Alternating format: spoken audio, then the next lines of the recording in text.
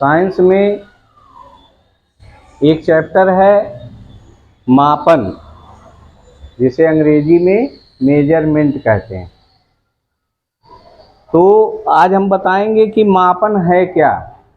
आप लोग देखते हो, अगर कहीं दुकान पर कोई सामान खरीदने के लिए जाते हो तो अगर वजन में खरीदते हो तो वो क्या करता है, 1 किलो का बाट रखता है तराजू के एक तरफ, और दूसरी तरफ वह सामान रख करके क्या करता है, तौल देता है। तौल शब्द तुलना करने से बना है, तुलना करने से बना है, यानी मापन का और कोई मतलब नहीं है। मापन का मतलब है तुलना करना। अगर आप कहीं तेल लेने जाते हो तो वो क्या करता है, लीटर से तेल उठा करके उस लीटर में भर करके और उतना तेल दे देता है। या दूध लेने जाते हो तो क्या करता है, दूध भी 1 लीटर से तुलना करके दे देता है। कपड़ा लेने जाते हो तो देखे होंगे कि 1 मीटर का स्टील का रॉड टाइप का होता है, उसी से जितने मीटर कपड़े लेने हैं उतना वो तुलना करके आपको दे देता है। तो मापन क्या है, किसी भी भौतिक राशि का उसके मानक से तुलना करना। किसी भी भौतिक राशि का उसके मानक से तुलना करें।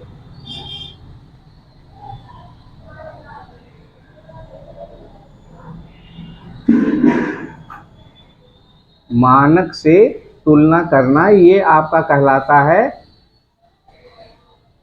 मापन। जैसा कि हमने बताया कि सब्जी लेने जाते हो, कहते हो 2 किलो आलू दे दो, तो वो 2 किलो का बाट रखता है और तराजू पर दूसरी तरफ आलू रखता है या कोई भी सब्जी रखता है, और उसके बाद वो क्या कर देता है, तुलना कर देता है। तो मापने का मतलब क्या हुआ, तुलना करना। यानी और किससे तुलना करना, मानक से। अब मानक क्या है, मानक एक ऐसी चीज है कि उसे सभी के द्वारा मानना है। जैसे 1 किलोग्राम का बाट है तो वह 1 किलोग्राम का बाट हर जगह समान ही होगा, चाहे यहाँ रहो, चाहे विदेश में जाओ, चाहे कहीं भी जाओ, इस शहर में रहो या दूसरे शहर में रहो, वो मानक एक ही है। 1 किलोग्राम का बाट जितना वजन का होगा उतना हर जगह ही होगा। कहीं जो है ये नहीं है कि कहीं कम है। बड़ी समस्याएं होती थी पहले। भारत में सेर चलता था, वह 900 ग्राम का होता था। कहीं किलो चलता था, कहीं और कोई बाट चलता था जो 1100 ग्राम का होता था।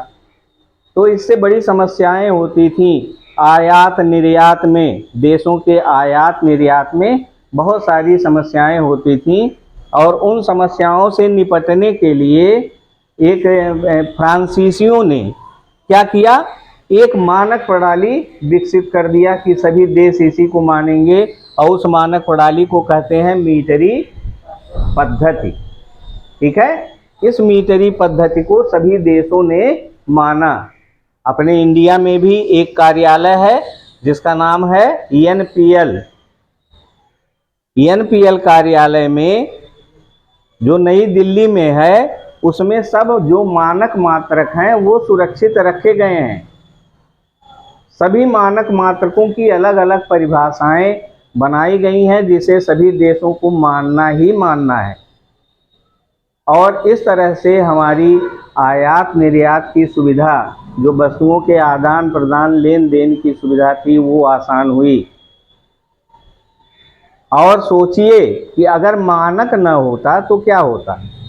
आप लोग देखते हैं अपने घरों में लोग कहते हैं सबका अलग अलग एक मापन का यंत्र होता है जिसे सेई कहते हैं। किसी का छोटा होता है, किसी का बड़ा होता है। तो अगर हम आपसे उधार लिए कि 10 से ही धान हमको दे दीजिए, तो आपने अपने से दिया, आपका छोटा था। फिर जब आप हमसे मांगेंगे पैदा होने के बाद और मेरा बड़ा है, तो मैं अपने से ही से 10 से ही जब आपको दूंगा तो क्या होगा, घाटा होगा ना। तो इन सारी असुविधाओं से बचने के लिए सिर्फ एक मानक माना गया, और उस मानक को सभी घरों, सभी व्यक्तियों, सभी देशों और सभी स्थानों के पर उसे मानक मान लिया गया कि इससे कम नहीं होगा, इतने ही वजन का होगा, चाहे वो लीटर हो, चाहे मीटर हो, चाहे वो समय का हो। तो इस तरह से जो है ये मानक प्रणाली मानी गई। ये मानक प्रणाली national physical laboratory (NPL) national physical laboratory में जो इंडिया का मानक मात्रक, इंडिया क्या सभी देशों का मानक है, लेकिन सभी देशों के मानक में अपने अपने देशों ने लोगों ने ये फिजिकल लेबोरेटरी की स्थापना किया है। हमारे भारत में भी NPL कहाँ पर है, नई दिल्ली में है। ये नेशनल फिजिकल लेबोरेटरी में ये सारे मानक मात्रक सुरक्षित हैं, और हर जिलों पर भी एक बाट माप कार्यालय होता है जो वह निगरानी रखता है कि किसी का किलोग्राम छोटा तो नहीं हो गया घिस करके। तो वो क्या करते हैं, अपने मानक से, उसमें पीछे जगह होता है बाट में, आप लोगों ने देखा होगा, उस बाट में शीशा पिघला करके डालते हैं जितना कम होता है।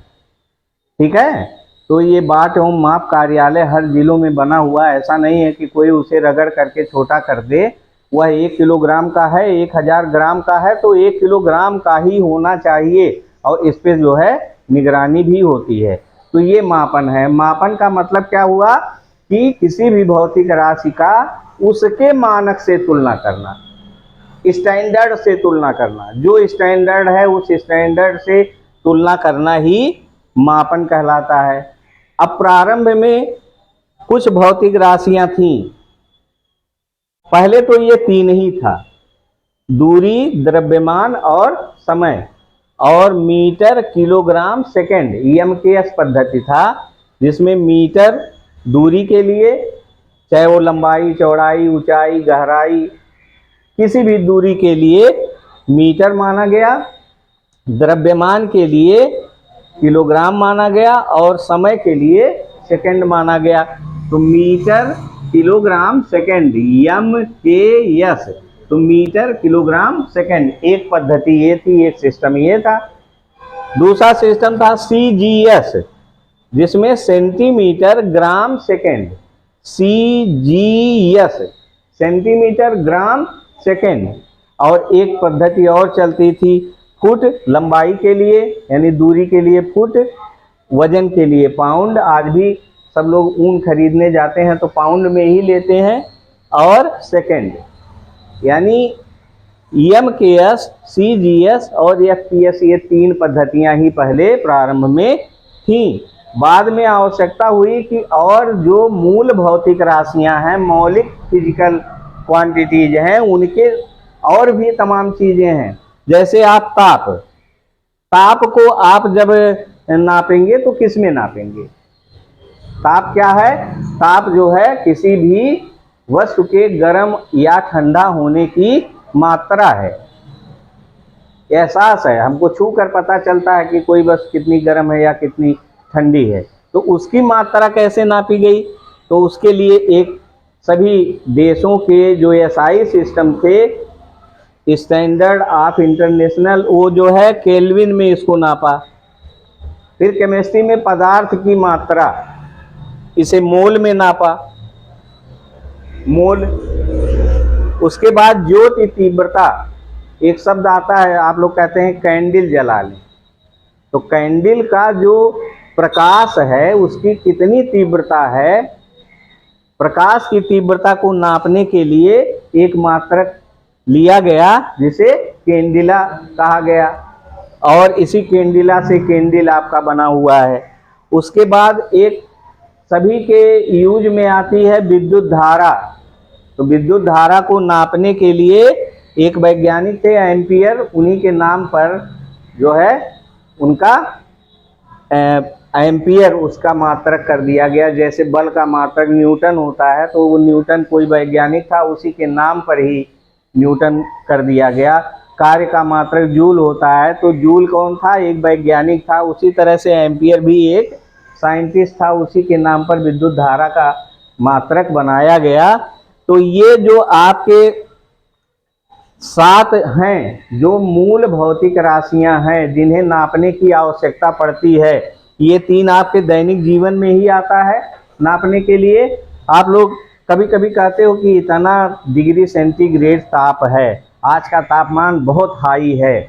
तो स्टैंडर्ड क्या है, मानक क्या है? हम केल्विन में नापते हैं। ताप को नापने की इकाई डिग्री सेल्सियस भी है। जैसे मीटर को नापने की इकाई, दूरी को नापने की इकाई क्या है? मीटर है, सेंटीमीटर है, मिलीमीटर है, डेसीमीटर है, हेक्टोमीटर है, डेकामीटर है। कई मात्रक हैं, लेकिन हमको जो मानक माना गया है वो केवल हमको ये मीटर में ही लेना है। उसी तरह से ये आपके 6-7 भौतिक राशियां हैं। बाद में ये कहा गया कि 2 चीज़ और था, एक कोण था और दूसरा घन कोण। इसकी भी आवश्यकता पड़ी, ये भी मूल था। घन कोण आप लोग पढ़ते भी हो। कोण 2 रेखाओं के बीच के झुकाव को कोण कहते हैं।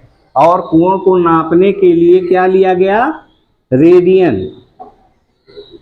क्या लिया गया? रेडियन।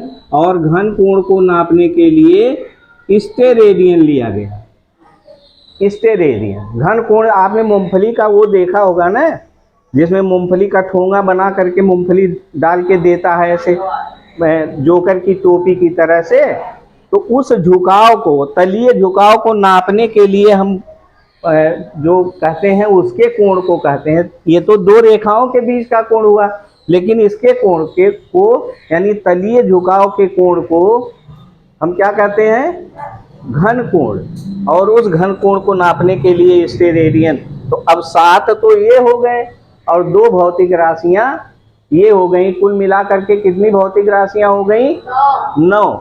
और इन्हीं भौतिक राशियों को ये आपका चूंकि रेडियन और घन कोण, कोण और घन कोण, ये रेडियन और स्टेरेडियन ये आनुपातिक एक अनुपात है। और उस अनुपात को हम एक अलग से नाम दे दिए उस अनुपात को जानने के लिए, रेडियन और स्टेरेडियन। लेकिन आप किसी भी क्लास में पढ़ें, कहीं भी जाएं, जब आप पढ़ेंगे तो आपके यही जो 7 भौतिक राशियां हैं, जो मूल भौतिक राशियां हैं, इन्हीं से सभी भौतिक राशियों का निर्माण किया गया है। जैसे चाल भी एक भौतिक राशि है, तो चाल बराबर दूरी बटे समय। अब मूल भौतिक राशि दूरी का भाग अगर हम समय से दे दें तो चाल एक भौतिक राशि बन गया। तो सारी भौतिक राशियों को, जिन्हें हम व्युत्पन्न मात्रक कहते हैं, ये मूल मात्रक हैं। ये 7 मूल मात्रक हैं। और अगर और अधिक गहराई में जानना चाहते हो तो इन्हीं 7 मूल मात्रकों से फिजिक्स की या भौतिक विज्ञान के सभी मात्रकों का निर्माण किया गया है। जैसे आप पढ़ते हो क ख ग घ, कक्षा 1 का बच्चा पढ़ता है और उसके बाद स्वर और व्यंजन पढ़ता है। उसी स्वर और व्यंजन से क्या करता है? शब्द लिख लेता है, वाक्य लिख लेता है, और जो है कोई टॉपिक लिख लेता है, निबंध लिख लेता है। उसी तरह से यह फिजिक्स के क ख ग घ हैं। इन 7 मूल मात्रकों से ही हमें और मात्रक, जिन्हें हम व्युत्पन्न यानी किसी से उत्पन्न मात्रक, अब वो उत्पन्न कैसे होंगे? या तो गुणा करके होंगे या तो भाग करके होंगे, जोड़ के नहीं होंगे। कैसे उत्पन्न होंगे? या तो गुणा किए जाएंगे या तो भाग किए जाएंगे। फिर अगले चैप्टर में हम आपको व्युत्पन्न मात्रक के बारे में बताएंगे। Thank you.